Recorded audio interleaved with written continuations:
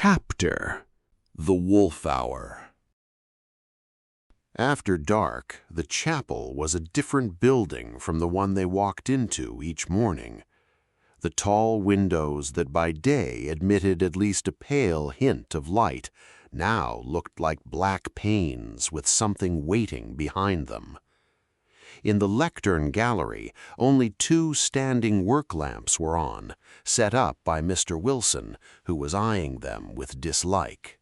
"The head wants a list for tomorrow's meeting," he announced. "Lectern, shelves, benches, everything labelled and noted. No spelling mistakes. I'm not correcting you."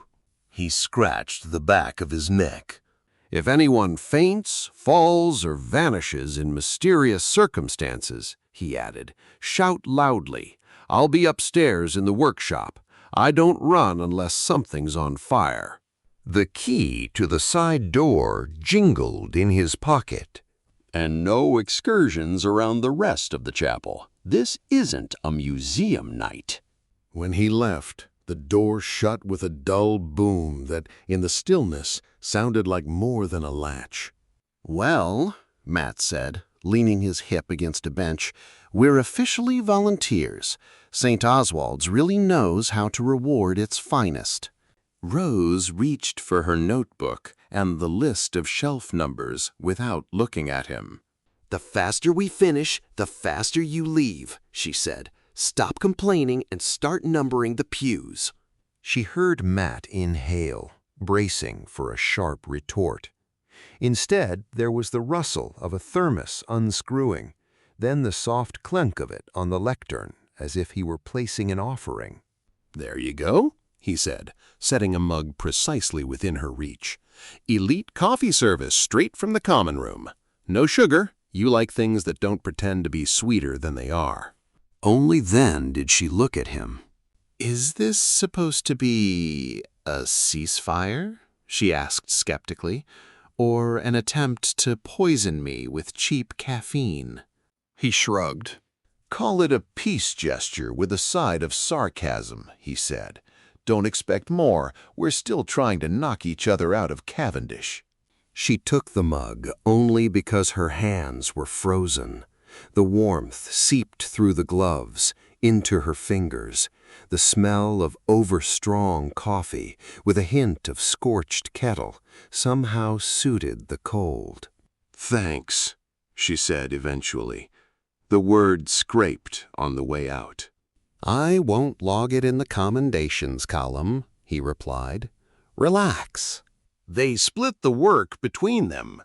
She took the catalog, copying titles, noting call numbers on the freshly dusted shelves. He hauled stacks of books from one end of the gallery to the other, sorting them into sequences that made more sense than whatever system had been left behind. For the first 15 minutes, she heard mostly wood sliding on stone, the whisper of pages, his footsteps. Her pen moved over the paper in steady lines. The deeper the night, the weaker the lamplight seemed. Shadows between the pews thickened. On one stained glass pane, a faint streak of light from the courtyard glinted. Now it looked more like a scar. "Wolf Hour," Matt murmured at one point, stopping by a side window. "What?" She looked up from the list. "That's what they call it at home." He nodded at the darkness beyond the glass. "That time between night and dawn, when it's coldest, when you start wondering whether anything you're doing makes sense, or if you're just copying someone else's mistakes." He sat on the back of a pew, but didn't reach for another book.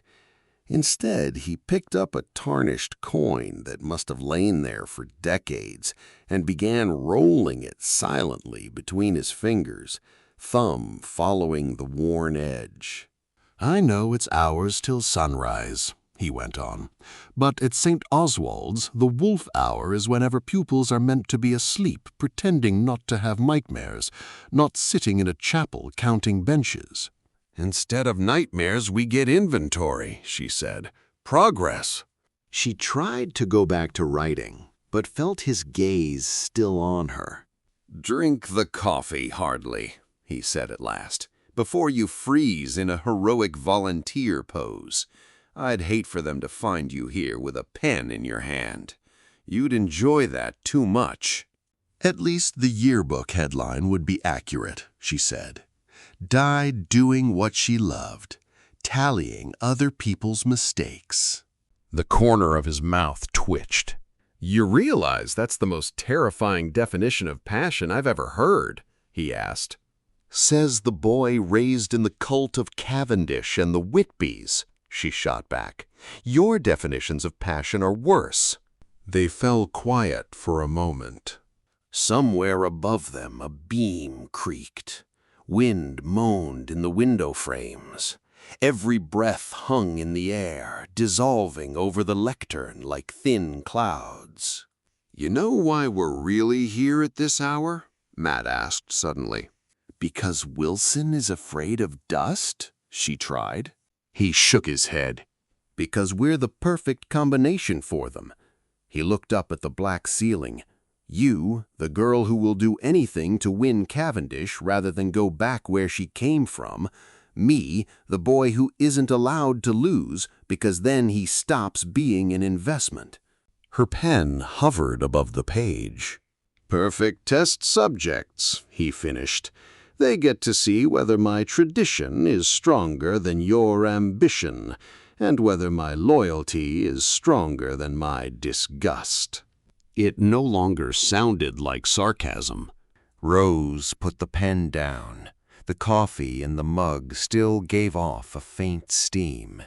Between them, on the table, lay the half-finished list of pew numbers. "Matt," she began, though she wasn't sure if she meant "you're being dramatic," "you're right," or "I refuse to be your experiment." He only watched her more closely. "Wolf hour," he said again, quieter. "It's the point where you either start telling the truth or pretend you can't see it." Outside, the wind hit the stained glass hard enough to make it rattle. The gallery felt colder. Rose suddenly realized it wasn't the chapel or the dust or even the punishment keeping them here. It was what had been hanging between them since the archive, the knowledge that they stood on opposite sides of the same trap, and that tonight one of them was going to start naming it. They went back to their tasks. She added numbers to the list. He stacked books into neat towers along the wall. On the surface, they slid into their usual frosty cooperation. Only now, the silence had a shape, expectation. "You know what the worst part of all this is?" Matt asked again later, still facing the shelves. "And it's not the part where we sit here pretending we enjoy dust." "Go on, then," she muttered. "Enlighten me." He set a book down and braced his hands on the bench. Dust smudged his fingers. His knuckles were white. "The worst part is I don't know whether I'm more afraid of losing to you or pleasing them." Them came out like he meant gods, not people. "My father, the head, the whole—" He hesitated, searching for a word. "Machine." He slid onto the end of a pew opposite the lectern, so that only the narrow aisle separated them. Rose still stood by the table with the notebook, but her pen lay idle. "My father has a favorite story about Cavendish," he said. "He calls it the spirit of the fund." When she raised an eyebrow, he went on. "It's not a ghost, not that sort of thing scares the Whitbys. It's more a set of expectations that hangs over all of us, something that walks into a room ahead of you when you say your name." He raked a hand through his hair as if to clear invisible cobwebs. According to him, the Cavendish spirit checks 3 things, he said: your performance, your loyalty, and your willingness to sacrifice. If any one of those is lacking, the fund goes to someone else, or the name stops being worth the investment.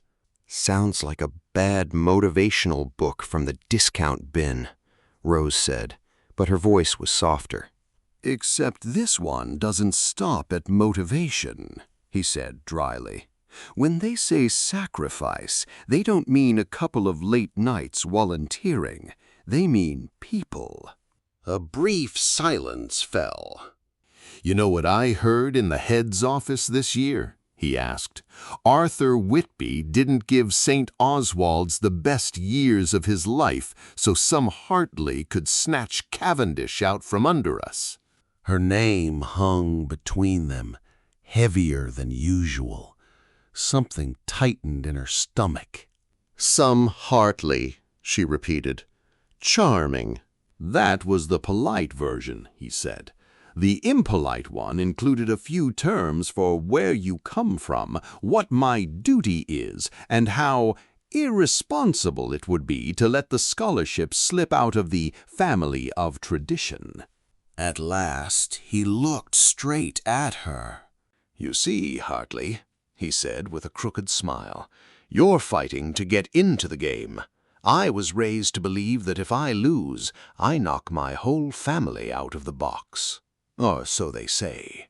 Her first impulse was anger, the reflex that kicked in whenever someone tried to sell her someone else's pressure as more important than her own fear. But underneath it, something else shifted.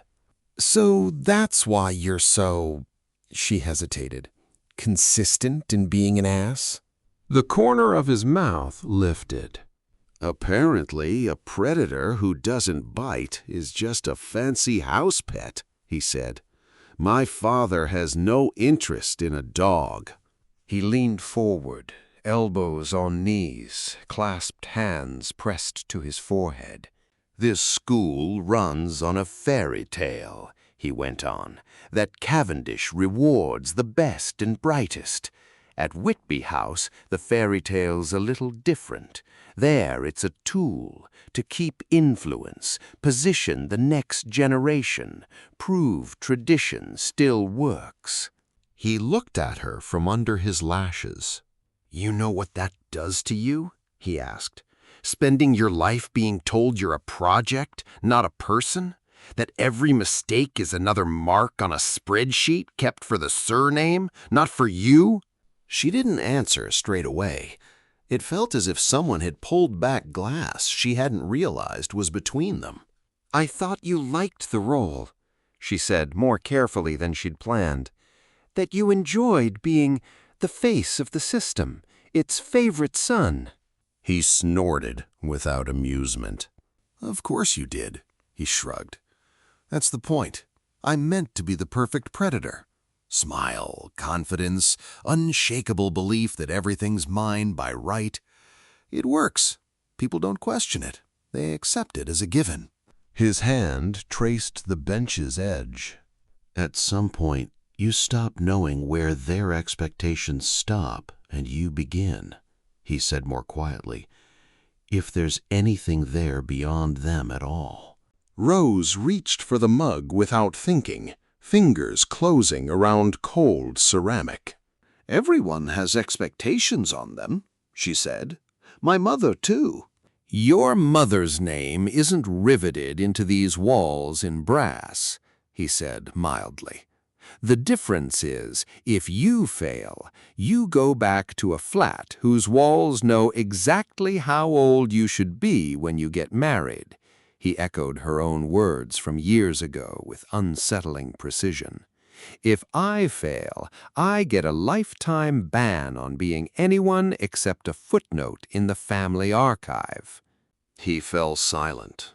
There was no plea for pity in his voice. No self-pity either. Just exhaustion. For the first time since the archive, Rose found she wasn't looking at a boy with a lighter playing games with other people's lives.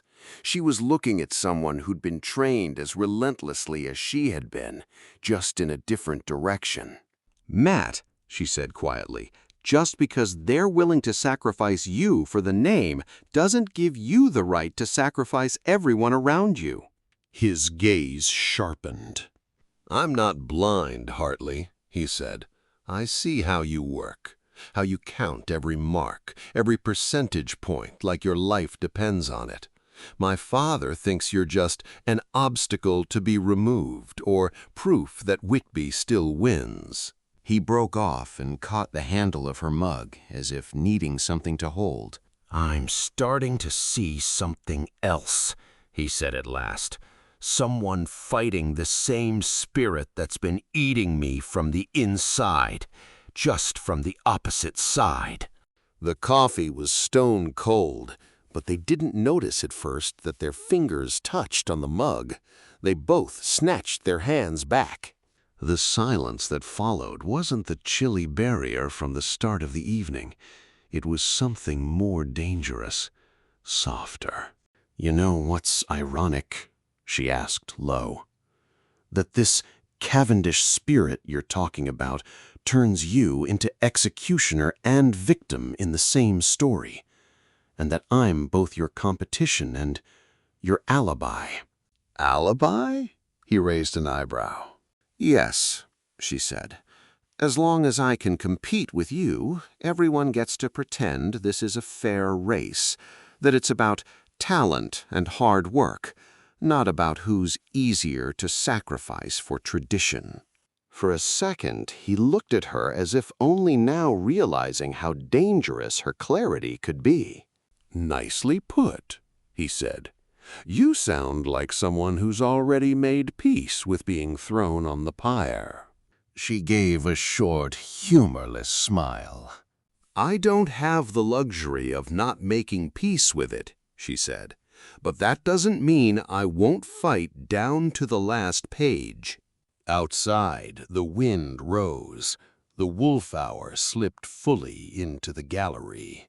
Their competition didn't vanish, but for the first time they both saw that they weren't standing on two different battlefields, but facing each other as two versions of the same casualty, of the same school, the same fund, the same spirit that had put them in this chapel after hours and told them to pretend they still had a choice.